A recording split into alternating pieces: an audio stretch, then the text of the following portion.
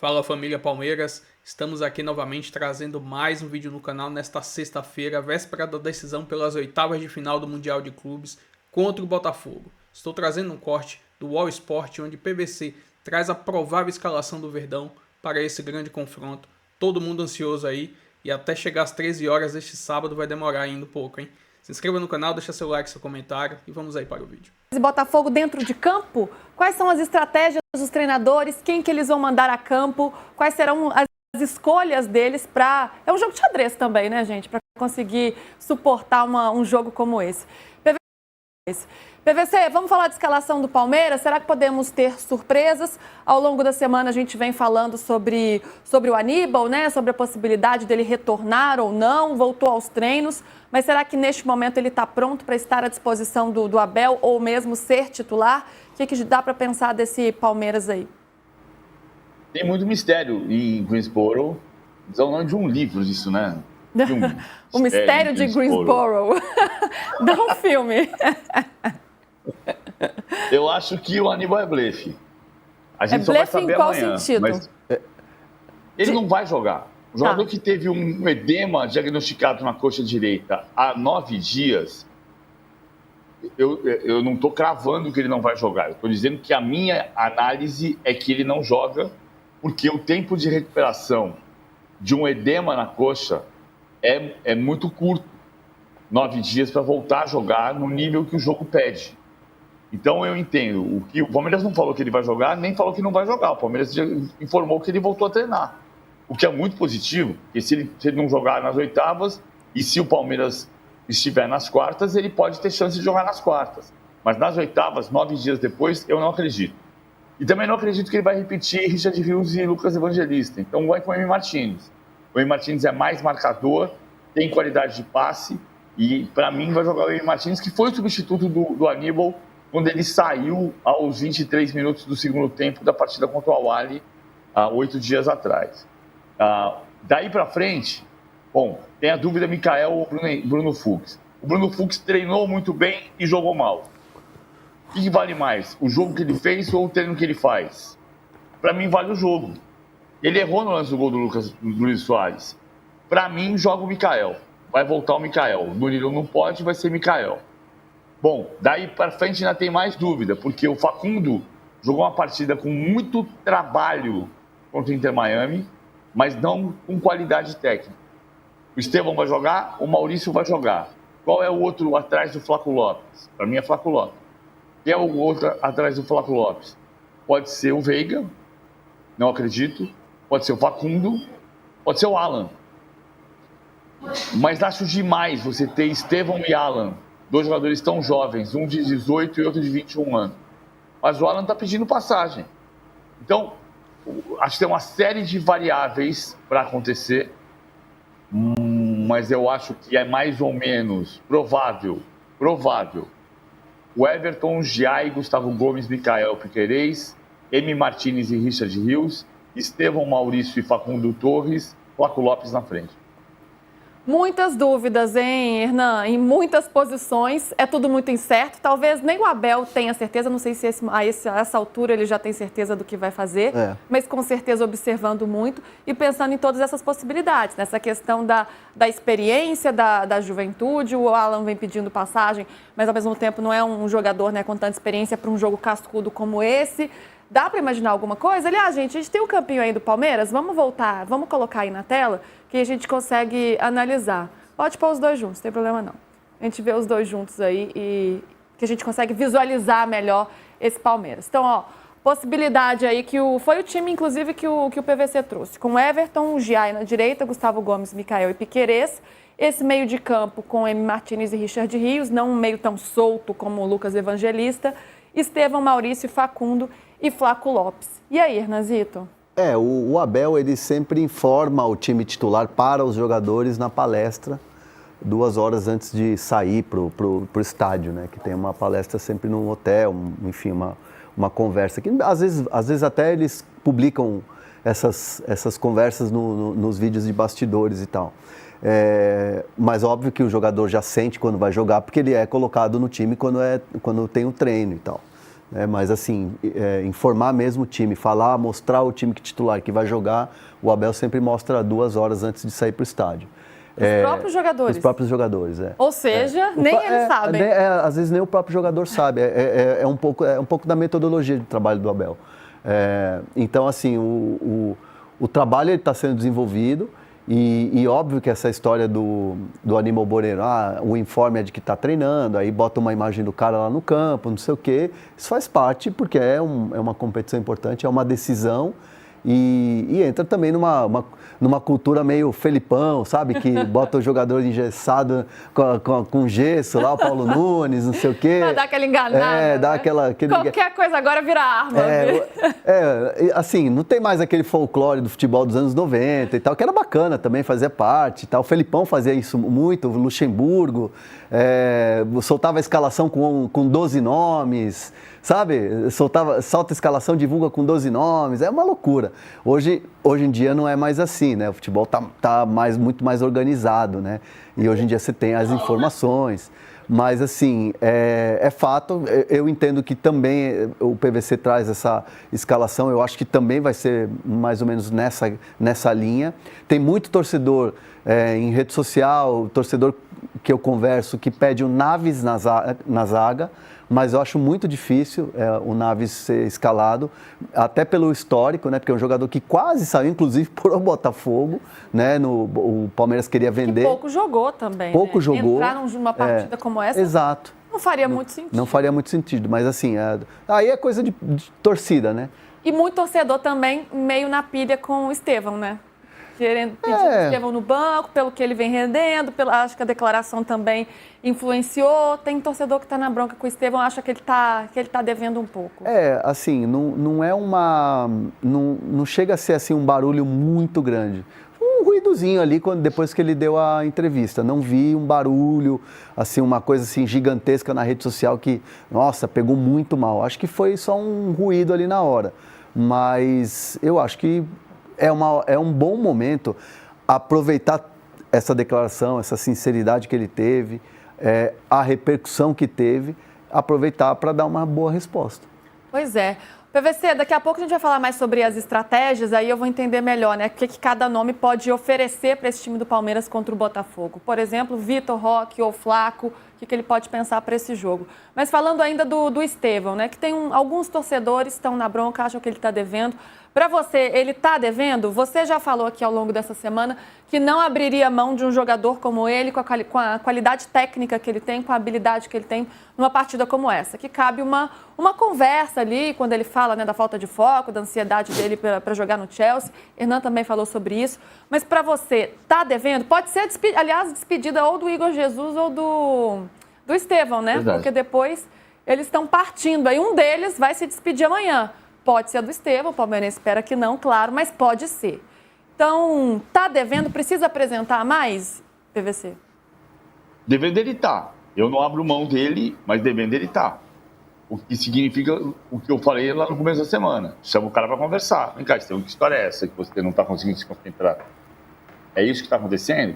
Você tá saindo, você vai sair do Palmeiras com a notícia de que você não fez gol em clássico. Com a avaliação de que você não brilha em jogo grande. É isso que você quer? Se você quiser, eu tiro você do time no sábado. Você acha que o Abel quer tirar o Estevão do time? Não. O Estevão é o jogador mais habilidoso do time. Não é o mais decisivo, mas é o mais habilidoso. Então ele é o que mais pode decidir. Se ele estiver concentrado. Agora, ele tem tido... essa dívida, ele tem. E não... Veja. Não é grave um jogador de 18 anos não fazer gol em clássico. Com 18 anos, o Zico não jogava no Flamengo. Então, tem um nível de maturidade que varia de um para outro. O Endrick, aos 18, foi muito mais decisivo que o Estevão aos 18. O Estevão aos 18 é mais habilidoso do que o Endrick. Habilidoso. Mas futebol não é só habilidade. Se ele vai resolver amanhã, mas ele precisa resolver isso. Ele vai ter que resolver esse jogo do Palmeiras, do Chelsea, da Seleção Brasileira, de onde ele estiver. Devendo, ele está. Eu abro mão dele? Não abro. É o mais habilidoso do time. Devendo, e é uma ótima oportunidade para dar uma resposta, né? Aí, para falar sobre o ataque do Palmeiras, né? Respondendo ao Rizek. Diga lá, Evair.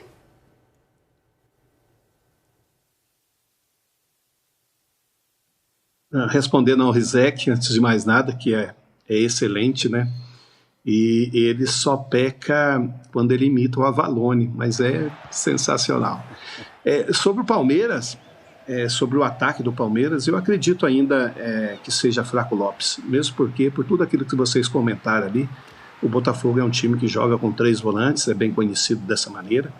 O Palmeiras, às vezes, costuma dobrar o lado direito, principalmente, né, dois laterais pelo lado.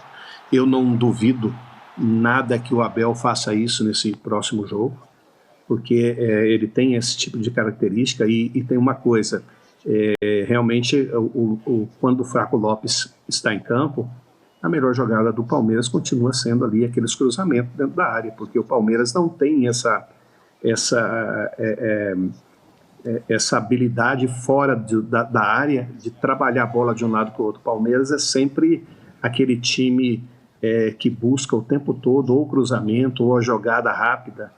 O Palmeiras não faz esse toque de bola de um lado para o outro, então é necessário ter um homem alto lá dentro e lógico, o Palmeiras tem várias oportunidades de fazer com que o ataque melhore ou até mesmo sofra menos contra o Botafogo. O Botafogo é um time forte na defesa, que sabe sair no contra-ataque, não é o mesmo contra-ataque que tinha ano passado, porém é sempre perigoso. Então, acredito eu que o Palmeiras ainda deva voltar aí com o Flaco Lopes.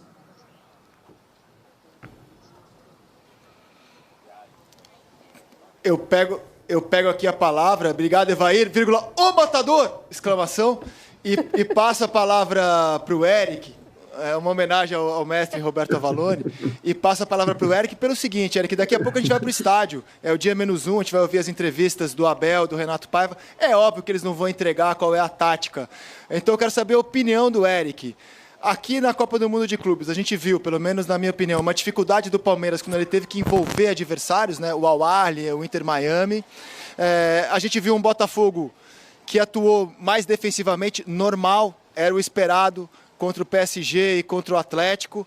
Que tipo de jogo você espera amanhã? Alguém vai tomar mais iniciativa? Você espera alguém saindo mais para o jogo? Que tipo de duelo tático você espera amanhã aqui, Eric? Ô, Rizek, primeiro um abração pro xerifão Gotardo, pro matador Evair, caras que eu sempre admirei muito. Colecionei figurinhas deles. Não que eu seja muito novo, não, mas eu colecionei figurinhas deles. Pô, eu cobri o Botafogo campeão brasileiro de 95 no Pacaembu e o bicampeonato brasileiro do Palmeiras em 94, cara. Então, assim, figurinha dos dois eu tenho e eram figurinhas carimbadas. Baita zagueiro e um centroavante craque, né? Agora, eu acho que assim, é um jogo mais próximo do que a gente faz durante o ano, né? Tanto pro Palmeiras quanto pro Botafogo. Eles estão mais acostumados com o tipo de jogo que eles vão ter. O Palmeiras enfrentou 3 estrangeiros, né? E o Botafogo também, 3 estrangeiros, sendo 2 muito fortes. Eu acho que a maneira de jogar do Botafogo contra o Palmeiras vai ser completamente diferente da maneira que ele teve contra o PSG e contra o Atlético de Madrid, quando foi um time que ficou muito mais atrás, explorou contra-ataques. Contra o PSG, por exemplo, a posse de bola foi de 36%, contra o Atlético de Madrid, 42%. Acho que essa posse contra o Palmeiras vai ser, no princípio, dividida. Os 2 times vão tentar ter a bola e tal. Então, eu acho que assim, é um jogo muito mais parecido. Eu acho que a estratégia do Botafogo vai ser atacar mais o Palmeiras do que atacou o PSG e o Atlético de Madrid. E acho que assim, se o Palmeiras não abrir o olho com o Igor Jesus, vai dançar. O Igor está numa fase espetacular, é um jogador que está com uma confiança muito lá em cima, ele está sustentando bem os zagueiros, ele está arrastando os zagueiros, ele está com explosão, ele está com faro de gol. Acho que o Igor pode ser o fator de desequilíbrio a favor do Botafogo. Eu sei que eu estou ouvindo aqui atentamente, o Ramon tá cheio de números no programa de hoje, né? Quero saber o que os números do Ramon apontam para o jogo de amanhã, Ramon. Se você acha também que vai ter um time buscando mais o ataque do que o outro, Ramon. Eu acho que pelo Botafogo ter acertado muito nessa questão defensiva de conseguir travar o adversário, eu não sei, eu fico muito na dúvida também. Eu acho que pelas equipes se conhecerem bastante, né? E pelo Botafogo ter encaixado dessa maneira... Não terá o Gregor, hein, Ramon? Que eu acho que é um desfalque importante, hein? Então, a gente estava até debatendo aqui se pode ter a dobra do Não tem o Gregory.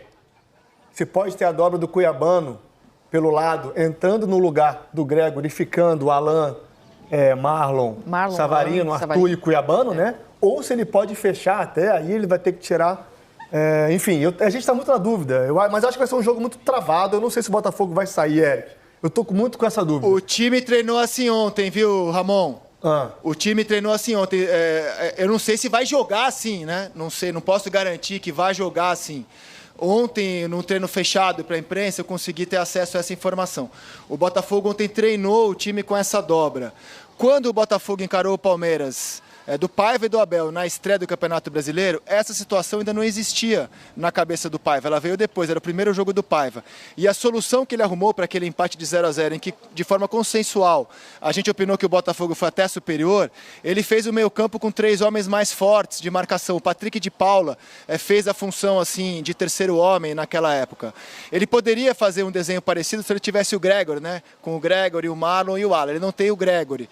E a maneira como ele treinou ontem foi com essa dobra de lateral, e que inclusive foi tema da participação dele no Seleção, como ele gostou de ver os dois jogando juntos, e que veio depois daquele 0-0. Então ontem o time treinou desse jeito. Se vai jogar assim amanhã, são outros 500, só fez esse adendo para te devolver. Quando eu digo assim, ele não é que o Botafogo vai sair de peito aberto atacando, mas eu acho que vai ter uma postura mais ofensiva, até pelo nível de enfrentamento do que teve contra o PSG e contra o Atlético de Madrid, porque o Botafogo não tinha necessidade de se expor também contra o time espanhol, né? E também, Ramon, não vejo muita alternativa sem o Gregory, senão apelar para algo que já vem dando certo em enfrentamento contra times brasileiros, né? Exato. Que é a dobra do Alex o Cuiabano, mas agora eu devolvo para você, que de lateral esquerdo você é o que mais entende aqui, Ramon. Nada, todos nós entendemos. Então, essa é a minha dúvida. Se ele vai manter o que vinha dando certo aqui no Brasil, já que o enfrentamento é contra um time que o Paiva e todos nós conhecemos bastante, né? E vice-versa, ou se ele vai manter o que vem dando certo, né? Já com essa informação, com a dobra do Cuiabano no lugar do Gregory, então a gente já tem ali o quê? Um Arthur, Alan, Marlon e Cuiabano. Meio, e aí Savarino centralizado.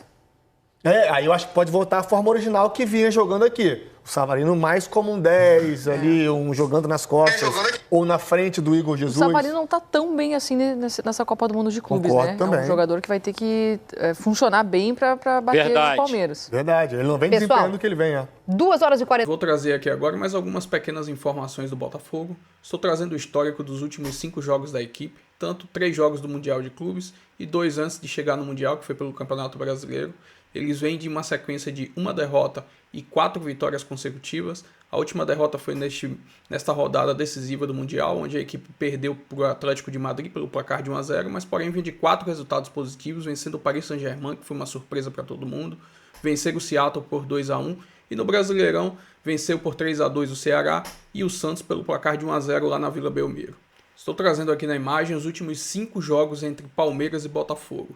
E aqui está incluído o Brasileirão e a Libertadores. São 3 vitórias do Botafogo e 2 empates. A última vitória do Palmeiras foi no Brasileirão de 2023, em que o Palmeiras acabou saindo campeão. Se eu pegar um recorte dos últimos 10 jogos entre Palmeiras e Botafogo, o Palmeiras venceu 3, o Botafogo venceu 4 e foram 3 empates.